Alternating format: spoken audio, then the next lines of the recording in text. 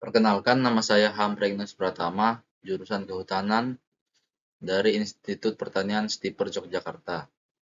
Pada kesempatan kali ini saya akan membahas tentang resolusi spasial. Resolusi spasial mengacu pada tingkat kejelasan dan detail informasi spasial yang dapat diperoleh dari sebuah citra atau sistem penginderaan jauh. Ini menentukan seberapa jelas dan persis suatu objek atau fitur dapat diidentifikasi dalam data spasial. Apa itu resolusi spasial? Resolusi spasial adalah ukuran seberapa rinci data spasial dapat menangkap detail di permukaan bumi. Semakin tinggi resolusi spasial, semakin kecil area yang tercakup dalam setiap pixel, dan semakin banyak detail yang dapat dideteksi. Pentingnya resolusi spasial. Yang pertama, perencanaan penggunaan lahan. Resolusi spasial tinggi memungkinkan identifikasi objek kecil yang penting untuk peruntukan lahan. Yang kedua, deteksi perubahan.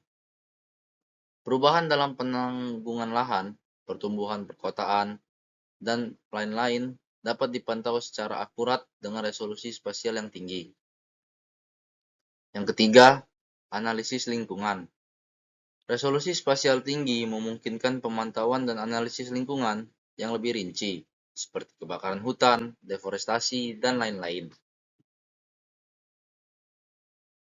Apa saja sih aplikasi resolusi spasial?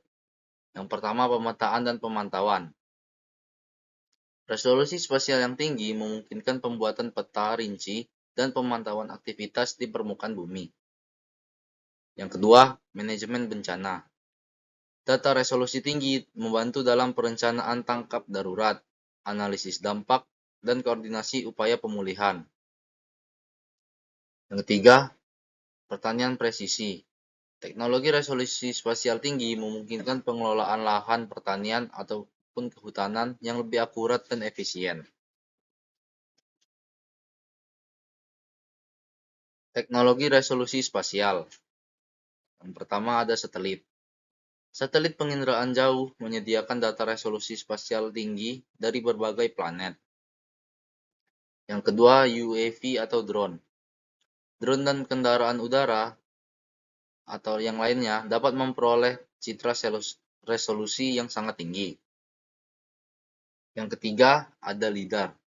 Teknologi LiDAR menghasilkan data 3D resolusi tinggi untuk pemodelan lingkungan. Tantangan dalam resolusi spasial. Yang pertama, biaya yang tinggi. Sensor dan platform resolusi tinggi seperti satelit mahal dalam pengadaan dan pengoperasian. Yang kedua, ukuran data besar. Data resolusi tinggi membutuhkan penyimpanan dan pemrosesan yang lebih besar. Yang ketiga, keterbatasan orbital. Satelit terbatas dalam coverage spasial dan temporal karena orbit dan siklus ulang. Dan yang terakhir, cuaca. Kondisi cuaca juga dapat mengganggu akuisisi data penginderaan jauh resolusi tinggi. Penggunaan resolusi spasial dalam sensor. Yang pertama, sensor optik.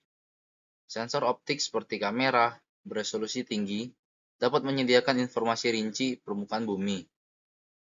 Yang kedua, sensor radar.